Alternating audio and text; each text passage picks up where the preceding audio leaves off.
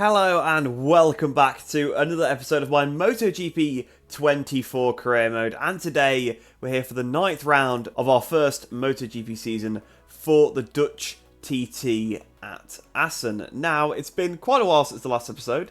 I do apologise for that, but I have just been busy with lots of mod stuff. Obviously, I have been putting out a few videos here and there as well with other different things. But today, we are finally back with career mode, and I think we are in for a pretty good one because, as you can see there, obviously championship standings in the top right. 1 point separates myself and Adair Bastianini at the top of the championship, which I'd completely forgot. So there you go. It's going to be a pretty interesting one, I assume. And with it being Assen, I think we do have a good shot at trying to get a victory. To be honest, my goal is pole position and the double. That is my goal for this weekend because Assen's usually a good track for the player. I really like Assen. The Aprilia should work well at Assen, so that is what I'm going to go for. So, without any further ado, we're going to get straight into the race weekend, and I'll see you at the start of qualifying. So here we are then in qualifying, and as you can see, practice pretty much went to plan. Topping the session, top of the combined times. Well, I say the combined times, there is only the one session now in MotoGP that goes towards it, which is the practice 1 session. But unfortunately,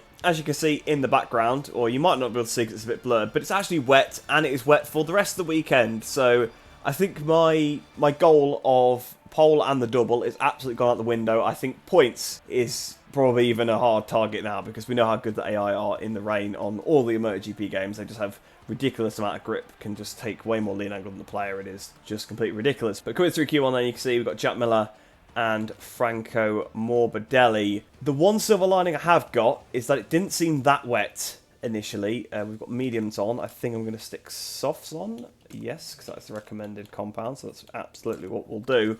I'll head out to the track because from what I remember, usually in these games with the wet tyres, you just want to do a few laps, get the temperature in, and your best lap will probably come a few laps in. It's actually a bit more wet than I thought. I was about to say, well, I was sort of saying that it didn't seem too wet in the cutscenes. It looked almost like it wasn't raining, and I think it is really lightly raining, but I don't think it's going to let up and dry off in this session, unfortunately, because I thought we maybe be able to do a bit of a blinder and do the lap on the slicks at the end like we did in Moto3. If you remember back to that very, very first episode of career mode at the Chang International Circuit, where it was actually wet in qualifying, but it did dry up at the end. Well, it dried up about halfway through. The AI didn't come out and do dry times, so it ended up in pole position because we ended up doing the... Actually, was it pole position? We got through Q1, definitely, with it. We topped a session. We topped a qualifying session. I can't remember actually if it was Q1 now or Q2. But yeah, the AI didn't do it, and I was hoping that it would be a similar thing here, but it doesn't seem to be the case. So far, actually, on this outlap, the grip feels quite good, so I'm positive. But the front end, I know, is going to be the weak part. The rear isn't really a problem. It's all about the front, and you can see it's already pushing wide there, and it's folding a little bit on the right-hander as well. So yeah, I think we are going to struggle a little bit, unfortunately.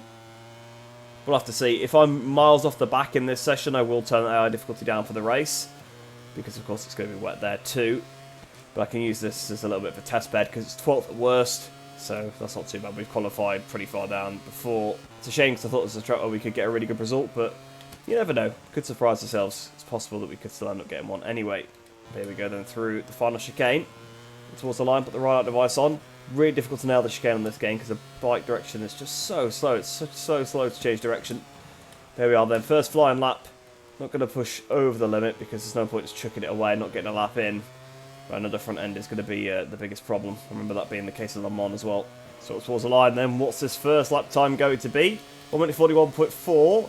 40 dead for Maverick Vinales, so 1.4 seconds off. Actually, in qualifying, it's not too bad. Now, I know they're going to go quicker than that, but that's honestly not as bad as I thought it could be. So towards the line then, this lap has been a lot better. 1 second improvement there, so only 9/10 off pole. That's 7th on the grid. I'll take that, to be fair. I'd absolutely take that at this point, and that would actually mean that I'd probably be competitive in the race as well, which is really, really good. That's a surprise to see, because AI generally overpowered in the rain. Obviously, the one time I have found them to be quite good in the rain on this game, in terms of competitiveness, like actually fair, that's what I mean to say, is what I was using the adaptive AI, of course, back in the Moto3 class. Of course, we had to turn that off for the MotoGP class, because it was getting a bit broken, and they were going a bit too slow in races and stuff. But honestly, 7th place on the grid in a wet session, I'm actually quite happy with that. If I can hold that to the end, that'd be pretty good. Oh, so that's unfortunate. I've been back to the pits, just come straight back out on a flying lap. You can see I've got right in Enea Bastianini's way here. Didn't intend to do that. Although I am currently a ghost, so actually it should be okay. Shouldn't have held him up and shouldn't give us a penalty for that one because we weren't in control of the bike. But yeah, tyre wear, pretty much non-existent. So I ran out of fuel, gone back to the pits, come back on the same set of tyres and just going to keep trying to circulate around. Bastianini, of course, our championship rival, currently second place on the grid. We can try and get a bit of a toe off him. That could pull us even higher up. Although I feel as though in these wet conditions, actually not having a toe is better. And I've just about led to my lap anyway, so forget all that. But I feel like I'm probably going to over-push the front, trying to stick with him. Whereas when I'm on my own, I can ride to what the bike's telling me more than what the AI is doing. Right, so this time, let's try not to go on the green at turn 2. Let's actually try and do a lap this time. So what's towards the line then. Unfortunately, not quite the improvement I would have wanted. The lap wasn't as good, but actually we did move up a spot because we dropped back down to 9th place. Someone had moved ahead of us. I think it was Marc Marquez. I've just got back ahead of him, so that's worth doing. But yeah, the front end wasn't as good on that lap. I didn't feel as confident as I did on the second one, so the lap wasn't as good. In the first sector it was a bit better, but I kind of lost that time on the rest of the lap. So then, at the end of the qualifying session, you can see Pecco Bagnaia on pole position, then ahead of Enea Bastianini in second position. Elation Maverick actually doing really well there in third and fourth places. Bez 5th, Binder 6th, Morbidelli 7th, myself in 8th, Marc Marquez 9th, Jack Miller 10th, Martin down in 11th, really struggling in those wet conditions, and 12th then for Raul Fernandez. Now, I must have been right when I said the Aprilia was going to work here, because you can see actually all 4 of us got through there, and obviously Elation Maverick being 3rd and 4th does mean that the bike has got pace, but it is going to be a bit of a struggle, I think, in the sprint and the main race. I believe they're both fully wet. I mean, of course, it could change when we get there. Hopefully, there's a flag-to-flag or something, actually. I'd quite like that, because I've not had one of those in the MotoGP class yet on this game, so that would be quite cool to experience. But without any further ado, we may as well get straight into that sprint. Tyre wear won't be a concern, so I won't have to worry about the tyres. It will be soft all the way, because the tyre wear is basically non-existent in the wet conditions, fortunately. Oh, hang about then. We've actually been slightly deceived, because I saw that it was wet. Maybe the sprint was actually dry, and it's the main race that's going to be wet. But you can see here, track is bone dry. This could be the opportunity. Actually, you can see the bikes are in the pit lane there. It is variable, so maybe this could be a flag-to-flag. I'd actually be pretty curious to see how it will play out with a flag-to-flag in the sprint, because they're not that long. I mean, I don't know how many laps are going to be in the race, like in the sprint here, because let's say in real life it's a 25 lapper, so that means there'll be 12, 13 laps in the main race, perhaps only 6 or 7 in the sprint. If you get rain lap 2, lap 3, is it going to wet the track enough by the end of the race to actually pit, or are you going to make that pit time up? I'm not too sure, so this could be quite intriguing, and it's also got more intriguing because we've just seen Enea Bastianini and Maverick Vinales long lap penalties for impeding in qualifying. Wow. Okay, that's interesting. I didn't see that happen. I think that's the second or third time that Bastianini's got a long lap for impeding in qualifying, so he needs to watch out for that because it's costing him a lot of points, because in the sprint, that's it. It's race over if you take that long lap early enough, so this is an opportunity to gain some serious points here on our championship rival, especially with Martin, who is 3rd in the championship, struggling as well, even further behind us on the grid. Apparently, there is a 1% chance of rain, so I don't think that's going to happen. So nothing's going to get in our way. So without any further ado, let's get this started and see, can we come through here from this 8th place on the grid? Goal is to try and win, I suppose. Pecco Bagnaia triggered the whole shot device, ready to start from pole position. Just a few more moments and the Grand Prix will begin. No, it's not the Grand Prix, Gavin. It is actually only the sprint race, but even still then, we have got to try and make some positions on this opening lap then. So the lights are on, waiting for them to get here for the Assen sprint race. Lights out and away we go. Not a great launch off the line once again. Once again, a terrible launch, but the AI have got even worse down towards turn 1. What's happened there? I have no idea. Second phase of the start for the AI was terrible. We've actually got away up into 4th place here. So up into 4th place, as I said, right behind Marco Bezzecchi. Did they just lag? They just lag in single player. Did I see that right? Oh, contact with Bezzecchi. Contact with Bezzecchi. Bezzecchi trying to go on the outside. We've had contact. More contact with Bezzecchi, in fact, as he comes back up the inside. I don't know how I didn't crash. I was about to say that we've just need to try and pass Marco, and then we'll put to the podium, and obviously Bastianini will take himself out of the way by taking his long lap, so that would put us up into 2nd place. I'm sure, again, looked like Bezzecchi almost lagged there. That's so bizarre, because we're playing offline, so this shouldn't be sort of sliding across the track in that manner. And wow, that was so strange. Morbidelli now at the inside, we picked the bike up, so we're back to our normal, getting beaten up on the first lap. The AI had a bad run down towards turn 1, but it is back to the usual stuff where I'm terrible on the opening lap, getting past by loads of AI. Can we try and pass Morbidelli? I'll try and be safe with him because we've knocked him off a couple of times this season already. So, yeah, we don't want to do that again. But you can see now the gap that those guys have got. But there's definitely something weird going on with the AI here. They are sort of jumping around the track a little bit. I don't know exactly what's happening. I've not followed them that much all weekend. But in the wet sessions, at least, they seemed normal. So we'll have to see. But either way, it's been a decent first lap. Obviously, we got beat up a bit in the second half of it, but we did make up to positions, which was obviously the main objective. We got up from 8th place to, well, it's now 7th, so actually maybe it's not been such a good lap at all. Still a position up from where we started, but we were up to 6th place. We have been overtaken by Alex Marquez, and they seem like they've got their pace a little bit from free practice, but as we know, it takes a few laps to get into these sprint races, so we'll have to see. We'll have to hold on, don't panic yet. And there's Anea. Anea's taking his long lap, and I tell you what, he's going to come back out in front of us, isn't he? So it's actually not a bad long lap at all. It's not race over. He's come out, he's literally only lost 2 places. One to Maverick and one to Bezzecchi, but he's hit. Oh, no, he's down! Oh, my word. Anea Bastianini crashes into Bezzecchi after rejoining from the long lap, and down he goes. So I was a bit worried there that he got back on in front of us, but it's just completely ruined this race. He would have got on. He should have just dropped in behind Bez. He probably would have been able to re-overtake him. Vinales would then have taken his long lap, and he'd have basically been back up to where he was before he took it in the first place. And that still would have been in second position, which would have gained a decent amount of points on me. But Anea Bastianini, not only does he make the mistake of getting the penalty in the first place, he rejoins from where he is from the long lap penalty, just completely crashes inside of Bezzecchi. Bezzecchi's lucky to stay on, to be honest. I wonder if there will be any kind of penalty there, because they do obviously have the race direction in this game now, and it does penalise the collisions, and the game might look at that and see that Bastianini's gone down and Bezzecchi hasn't, and maybe give Bezzecchi a penalty, even though it's not Bezzecchi's fault, but you know what it's like. But so far, doesn't seem to be any investigation, so don't think there's anything to worry about too much. But a dramatic opening couple of laps then. We went at 32.6 on that lap, so again, not particularly great. So my pace, I am struggling a little bit here, but we are now sort of hassling Alex Marquez a little bit more. And in fact, we're going to try and make a pass on Alex Marquez.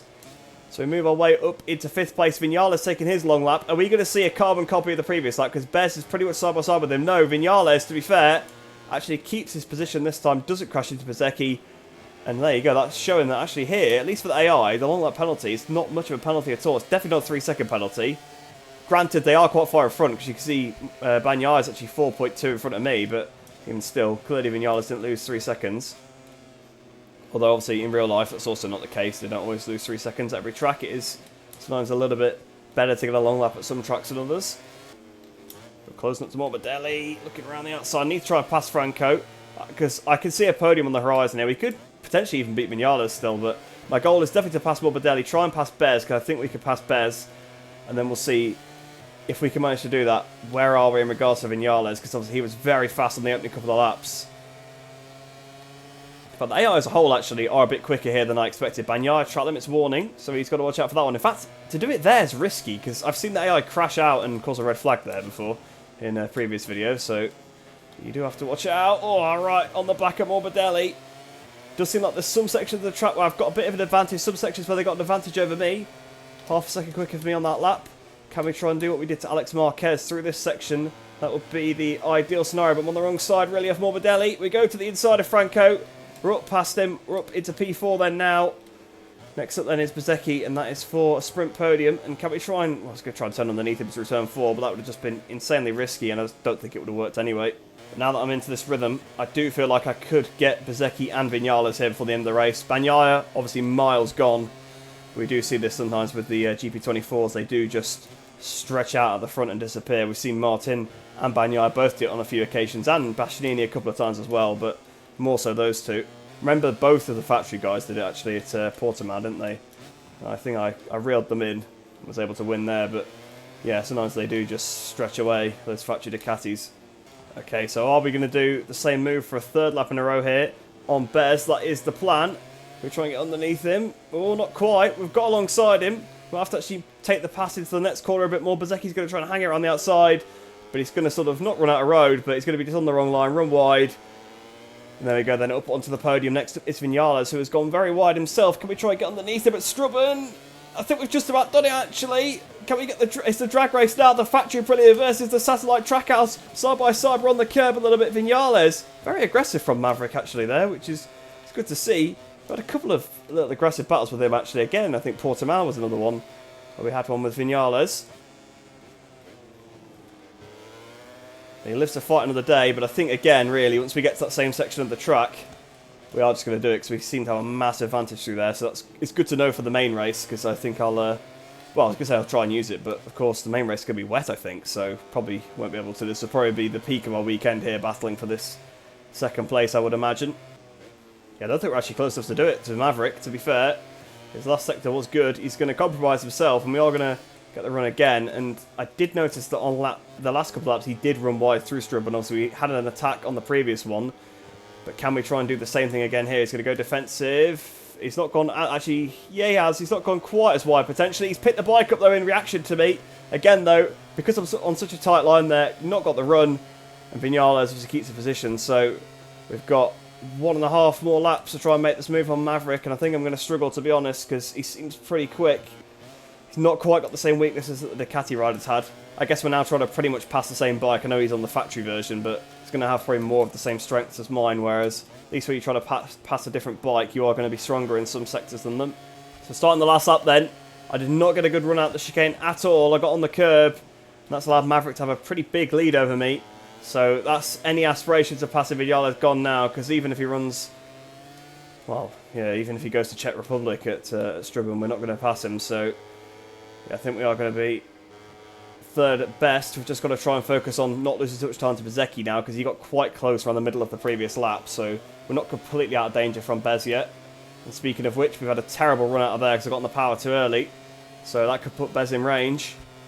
So here we go then into the final chicane. It looks as if it's going to be a sprint podium here, which is pretty good considering I thought the race was going to be wet from 8th on the grid. I'll absolutely take that one. So an absolute domination in the end then by Pecco Bagnaia, 31.4 as his fastest lap. Half a second clear of what I did, which was actually the last lap. So I did pull my finger out a little bit there once I realised that Bezzecchi was coming. But 6 seconds clear of Vinales, to be fair, probably would have been more like 3 or 4, I suppose, without Vinales' long lap. Although I suppose he didn't lose the full amount of time. He didn't seem to lose too much at all. But the big news, of course, no points for Enea Bastianini, so that should extend our championship lead by probably another 6 or something like that. I'm not exactly sure. What is it? Usually 16, isn't it, for third place in the main race? That'll be 8 points then. So a handy margin, because we're 1 point in the lead, so we should be now 9 points ahead, which means we can afford to finish third to him in the main race. Although I say that as if I'm going to be getting the podium in the main race. Absolutely going to be nowhere near that one. So I think that's the peak of the result for us this weekend, that third place. So now it is time to head into the main race. I think it's going to be a bit of a struggle. Well, Gavin Emmets has pretty much summed it up for us there. Unfortunately, it's been raining for hours and doesn't look like it's going to stop. So any hope that I had of a good result here really probably hinged on the fact that we could have a flag to flag, and it doesn't seem that's going to be the case, unfortunately. So another round goes by with a bit of weather and no flag to flag. You can see there is no weather change, so it is going to be fully wet for the entire race. So the only positive is that the fact that tyre wear doesn't really matter too much, because we did quite a few laps in qualifying and it didn't seem to wear out. But of course we don't really have anything to bench it against other than that qualifying session, so it could be that come mid-race the tyres are shot and I'm a bit screwed. But obviously I haven't had a sprint race to sort of test that with like usually I would do. So without any further ado, let's get the Dutch TT underway. The riders are lined up on the grid with Pecco Bagnaia in pole position and ready to start. Just a few more seconds until the lights go out and the race begins. So then, of course, same grid as the sprint. No long laps in front of us this time, though, so 2 more riders that won't be out the way. So the lights are on then, waiting for them to get here for the main race here at Assen. The lights out, and away we go. The jump was probably a little bit better initially, actually, there. Martin had a good start and got a run on us, but once again, it seems like the second phase to start here, at Assen in particular, the AI are just absolutely woeful, and we've got straight back up into 4th position, just like we did in the previous race. And we're going to take advantage of what that little bit of knowledge we learned in the sprint race was, that they're pretty weak through turn 2. Well, I tried to take advantage of it at least. We weren't able to take advantage, so Vinales stays in front of us for now, but I know where they're strong, where they're not so strong, and I know Vinales particularly is struggling through here, but it seems like everybody is going really slow here on the opening lap, picking up the power as early as possible. No, Vinales got a better run. I was hoping that I'd get a better run than him and be able to pass him, but it doesn't seem like it on this occasion. So we've had a good start up to 4th place. Like I said, I know whereabouts they're probably going to attack because of the sprint race. Of course, things are a little bit different in these wet conditions. Obviously, I can't carry the same speed I could through some of the corners, but to even make up positions on this opening lap is good. I just hope they don't beat me up through this next section like they did in the dry. I almost crashed there. I risked quite a lot to brake quite deep so they wouldn't gain as much on me. And it did pay off on this occasion, but it could easily have ended up in the gravel. Although I suppose in the rain, probably not going to pick up many points anyway. So the risk taken has to be pretty high, because I've either got to try and get a few points or get nothing, and that's a track limits warning already. Didn't get one of those in the sprint race. Already picked one up in the rain, so into this final chicane on the opening lap. We've actually managed to maintain this 4th position. Don't get another... I thought it was good. Oh, I did get another track limits warning, so that's 2 already on lap 1. I've got 3 to use for the rest of the 13 laps. That's not good. That is not good at all, but at least we've kept this top 4 position for now. I think we will go backwards from here, but at least it's a better starting position than we were on the grid. It's a good spot to be in, and to be honest, we're not being dropped. We're not being dropped. In fact, they pulled away a lot more in the dry in the opening couple of laps, so maybe we're within a shout here. Now, the thing is with this race, it's extra important that I sort of do a bit of damage limitation, because the next round is Sachsenring, and it doesn't matter what weather conditions it is there, I don't think we're going to perform because of the last couple of years that AI has been so good on the side of the tyre. So what's towards the line then? Where are we in terms of pace? We are 1.7 off of the leaders, so honestly, that's not too bad. If I can sort of maintain that, and for now, we're sort of maintaining the gap back to Morbidelli. Actually sitting pretty here. I'm actually really surprised. I think the AI are struggling to overtake at this circuit, which does help, but we have got... Well, I say they're struggling to overtake. We've had a buffer over Morbidelli, really, 0.7 pretty much the entire race. So actually, maybe it's helpful to me that Morbidelli's there. He's not quite got the outright pace of some of the others, and that's going to hold the others back. We've got Bezecchi and Miller as well, so... Yeah, the riders behind us aren't exactly the really fast ones. The faster riders either haven't qualified as well or just haven't had as good starts. Like Martin, for example, he was mired in that pack at the sprint, and I imagine it will be the same case in the main race. And in fact, we don't need to worry about him quite as much now, because it's actually Bagnaia that's moved ahead of him in the championship after that sprint. So it's anyone on the GP24 really, except maybe Morbidelli, like I said, because it seems like maybe he hasn't quite got the pace of the others. Having said that, he has caught a 10th up, but considering it's wet, you'd expect more than that. Maybe they balanced them in a patch or something in the rain, because it does seem more fair, which is good. Because previously, wet races were just a complete write-off. Like, you weren't going to score anything. So, yeah, I'm glad to see that maybe, at least for this track, seems to not be the case. Because we're nearly 3 complete laps in, and I'm still sat in 4th. So, I would suspect now, at this point, we should be able to hold on for a top 10. My aim is now to keep this position. Before, it was just to not drop back too far. But now, having done 3 laps, still in 4th place, my aim is to try and finish 4th place in this race, and you never know what might happen in front. It's wet. One of these 3 could easily go down. We've seen it happen.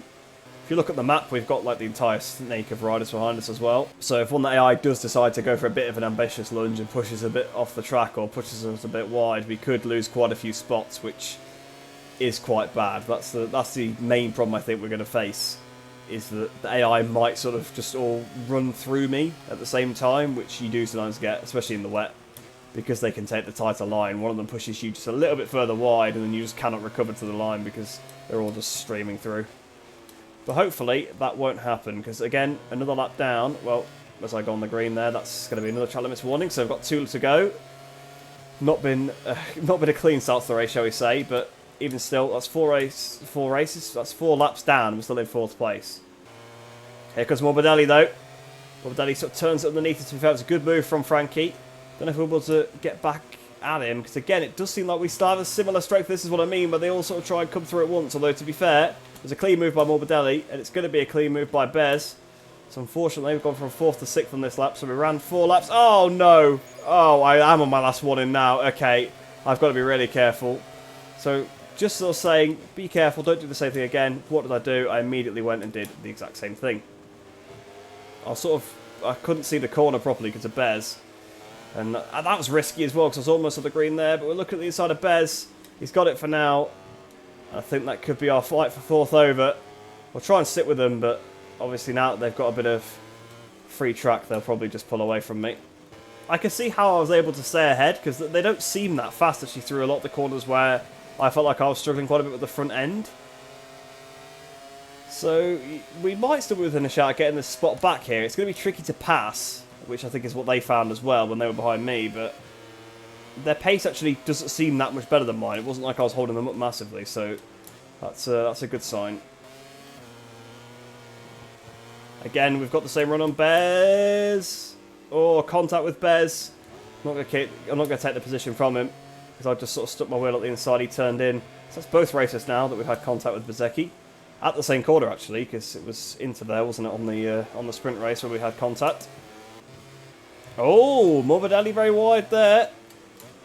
Morbidelli's feeling the pressure of Bezzecchi, his mate, behind him, and that has held them both up quite a bit. It's allowed me to close up just a little touch in a section where normally I would lose a bit of time. It perhaps just puts me a bit closer in range for the section where I'm a little bit better. Normally I'd probably try and duck up into the Mandavine there, although he went quite defensive. But just with the front end as it is in the rain, I can't sort of force it to fit like that, unfortunately. I think if it was a draw, I think I would have potentially passed him there. Because he defended well on the entry, but he lost a bit of time in the mid part of the corner. By going so defensive, he ran a little bit wide then. So we're right on the back of Bezzecchi here. I think this time we actually have got the opportunity, if we could do the last chicane right, we have got the opportunity to pass him out of 1 into 2, I think. And I actually have done it right. In fact, I've done it so well that I'm actually pushing him up the straight. We might want to pass him down towards turn 1, which is not something I thought would be possible. On the brakes into turn 1. Oh, he's just tipped it across me. That was so good from Bez there. But it was so risky. It just felt so dodgy. And it's actually stopped me getting the run because I wasn't able to take the run through turn 1 as well. So actually, fair play to Bez there. Because he kind of he's been hampered by Morbidelli now, I would say. And he actually rode that one really well. So they are actually, to be fair, they're actually quite good to race in this game because they do seem to have some semblance of intelligence. I mean, he did kind of just turn in on me, which is something I complained about a lot, but it wasn't ridiculous because I wasn't that far alongside, so I don't mind. I could get out of the way. So can we size up and move here on Bezzecchi? He's made a small mistake again through the Mandavine, so it does seem to be that's the pattern. But I've learnt from this time, don't try and get the run on him into turn 1. Even if I do, just brake early and just roll through turn 1 and try and get him through 2. Because if I try and outbrake him into 1, he will just lean on me, and it's a lot of risk to take on my front end because I'm already struggling with it.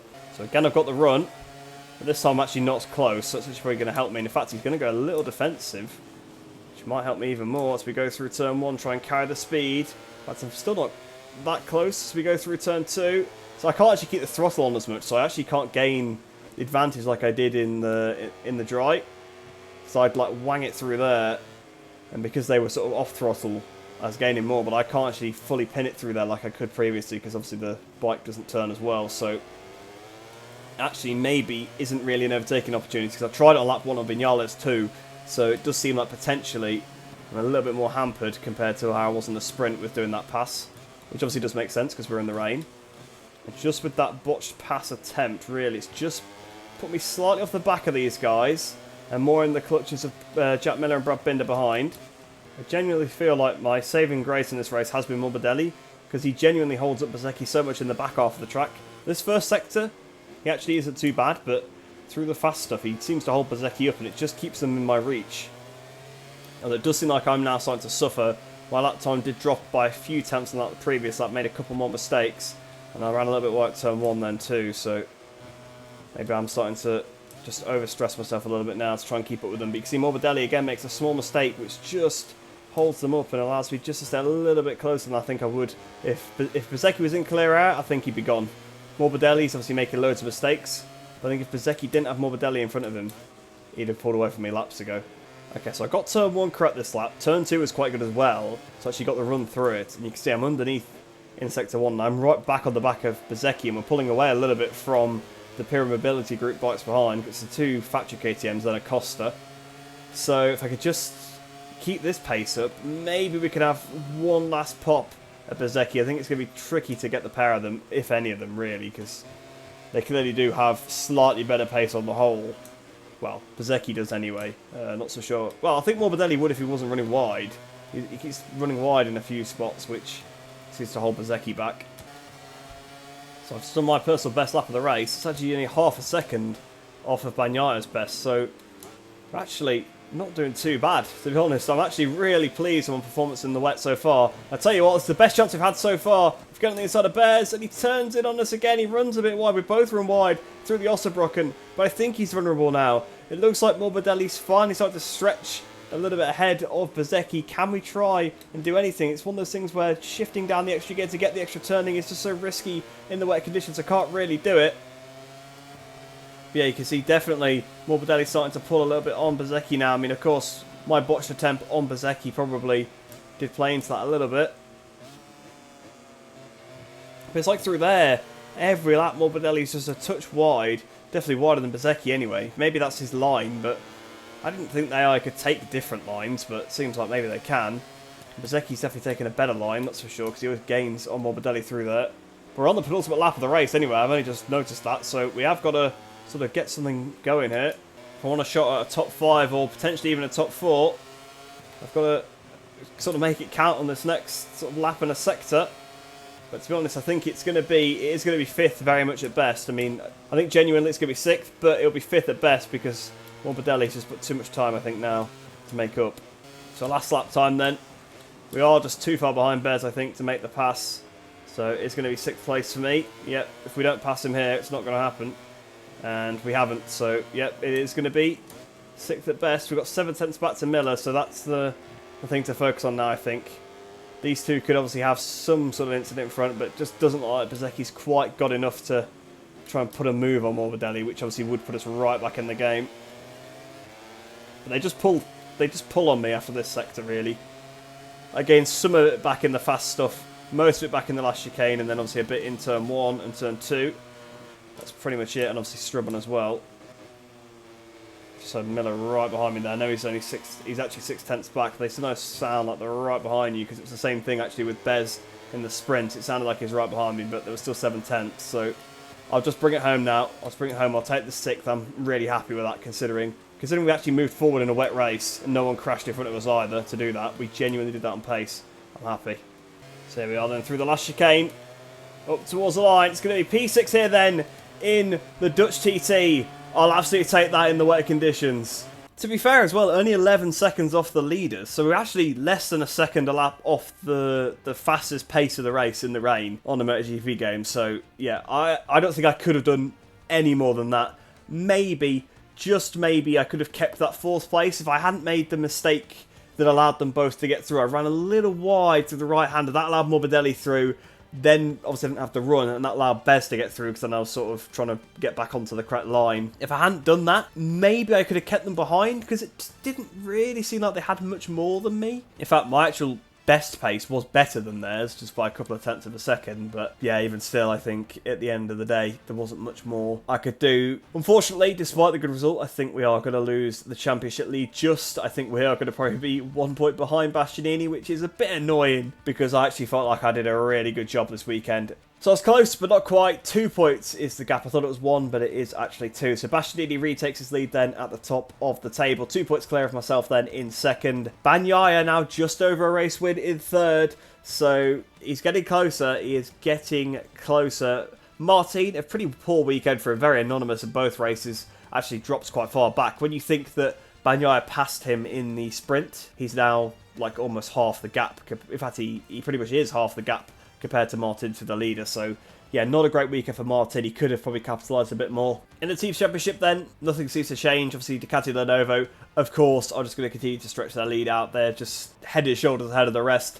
Both riders there, another 1-2. Not much you could do. We are carrying the fort here for Trackhouse, just ahead of Pramac. Pramac probably will have gained a little bit back on us because Morbidelli obviously beat us by a couple of spots, and I think Martin beat Ralph Fernandez, but I'm not too sure. So I think they may have just gained a few points back on us, but either way, still pretty close.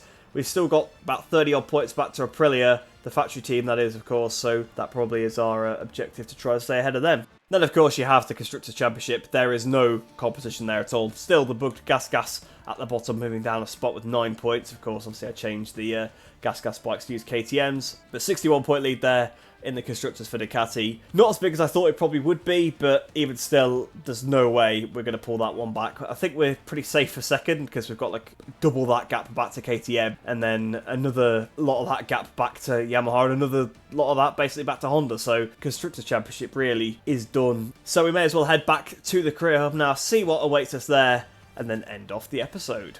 So we've actually moved up to champion then now in the ranking, because we actually managed to beat the team's objectives, because of course they're only top 15, so they're pretty easy to do. I suppose that's the benefit of signing for a team that's got quite a good bike, but the actual team itself is not considered good. It means that the objectives are fairly easy to get. And there we go, that takes us back to the career hub. We've got 2 messages on the social media feed.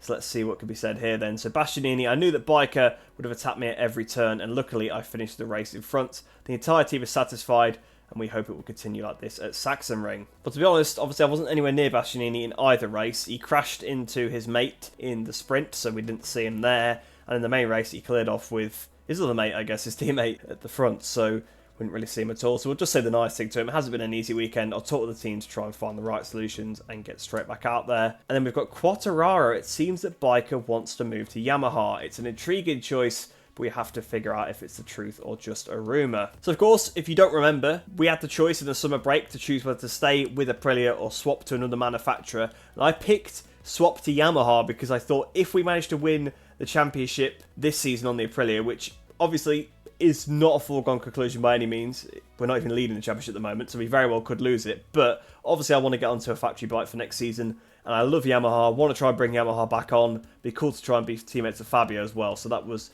the reason that I made that choice. So we'll see what we can say to Fabio. I don't comment on speculations of rumours, sorry. Well, I said that the wrong way around, but oh well. And it seems like everyone's on edge over some piece of news. Maybe they're expecting me to make a false move, but that's not going to happen. So we'll say that. I don't really know why that's a positive thing to say to him, to be honest. Also, he would absolutely know, and he wouldn't be tweeting about it either, would he? He'd know that we are interested because he's the #1 rider on that team, so they probably would have told him by now. But that pretty much does bring this episode to a close then, guys. So hopefully you have enjoyed that one. If you are new to the channel, please do like the video and subscribe. Really does help me out. And of course, it is a win-win for both of us, as you get some more MotoGP gaming content in your subscription feed. Next episode will be out much sooner than the gap between this one and the last one. I do apologise once again for the big gap, but been busy with modding, other different things like that as well. But to be honest, I really enjoyed that, so I really do want to get back on the career mode train, and I want to try and bring these episodes out. I want to get this season sort of wrapped up. Got some other stuff I want to do with the game as well. Then obviously you can do some more mods and things for the second season, which I'm quite looking forward to doing. So yeah, that is the plan. Hopefully we should be able to rattle through the second half of the season a bit more regularly and consistently. So hopefully that should be a bit better for you guys. But I hope you do enjoy the rest of your day. I hope you'll stay safe, and I shall see you in the next one.